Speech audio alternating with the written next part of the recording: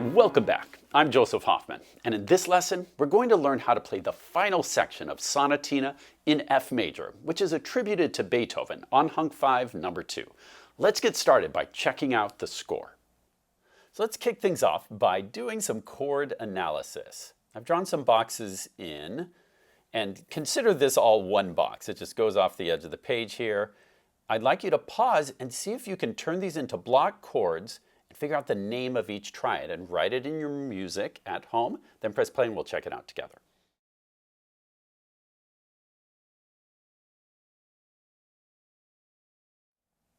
Here's what you should have figured out. We have a high D, a B flat, and a G, and that forms a G minor triad. We have B flat, G, E, which forms E diminished. We have a C major triad here, and then an F major triad. And this brings us back to one of our earlier themes from the A section. Now I have this line here showing just where the page break is, because this is the bottom line of the previous page, and then this is going on to page 3 of our score. Remember that counting the subdivided 16th notes can help you with the timing of this. So if I'm starting right here, 1 and a 2E and a 1E and a 2E and a 1E and a 2E and a 1E and a 2E and a 1E and a 2E and a 1E and a 2E and a 1E and a. Pause the video and on your own learn this next section starting here up through this downbeat. Pause to learn the right hand, left hand alone, then press play and we'll check it out together.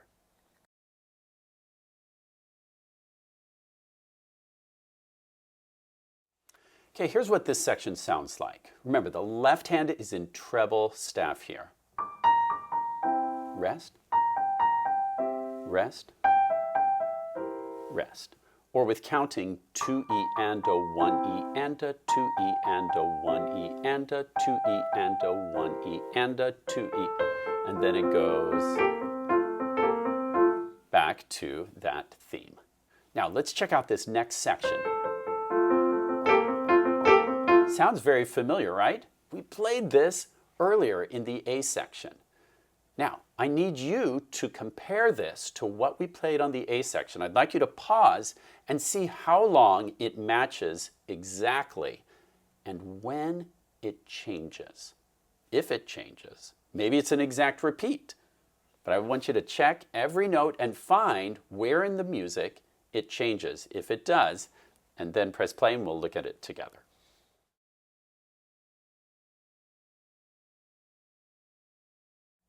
Okay, the answer is it's an exact repeat up until measure 56.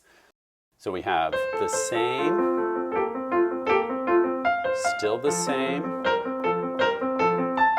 still the same. Here we get something new. It's very important to know where it changes, because we've got something new to learn now.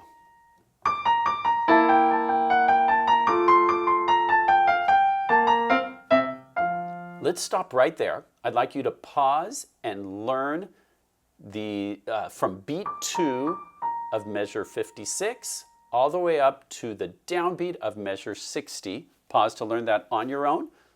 Read the notes carefully. Try to learn it right from the start, and then press play and we'll check it out together.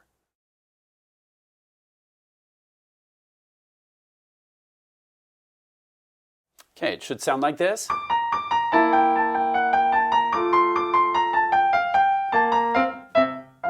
If that matched what you played, great job. Now notice here it gets softer and we see MP for mezzo piano dolce. Dolce means sweetly. So here comes our coda and it's going to be played very sweetly. Notice how the hands kind of take turns here. Okay, so the right hand's doing this little downward pattern, then the left hand has an upward pattern. Da, da, da, dee, da, da, da, da. Okay, pause and work on that section on your own from measure 60 through 64, then press play to go on.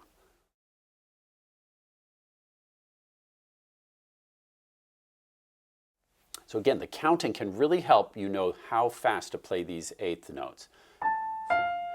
1E and a 2E and a 1E and a 2E and a 1E and a 2E and a 1E and a 2E and a 1E and a 2E and a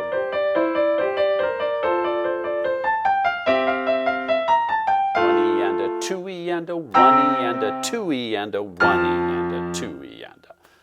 The counting also helps you know how long to hold those quarter notes at the end. 1E and a 2E and a 1E and a 2E and a 1E and a 2E and a.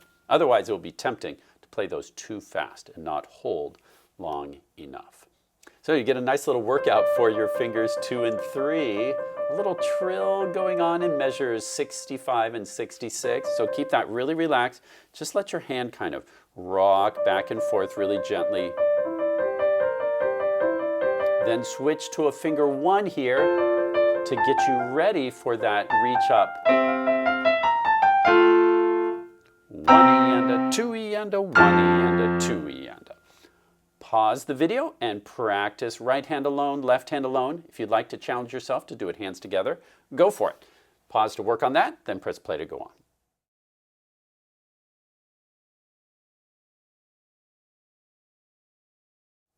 All right, we've made it to the end of this movement. Great work. And now it's time for you to practice, practice, practice. I suggest doing small sections. Do that section 3 times in a row perfect, and then go to another section.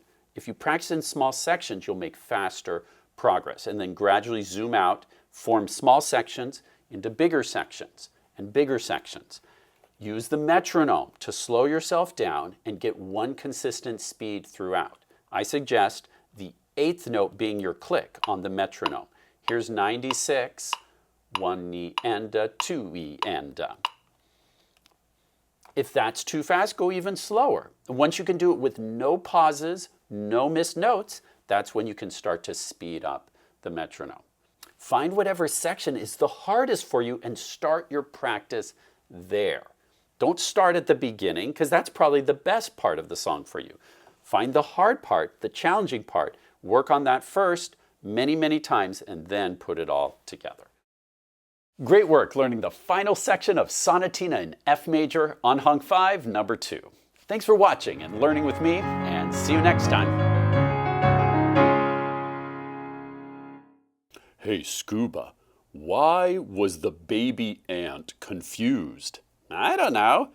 Because all of his uncles were ants. Well, you know, I hate snakes and worms just because they have no feet. Really? Yeah, I guess you could say I'm lactose intolerant.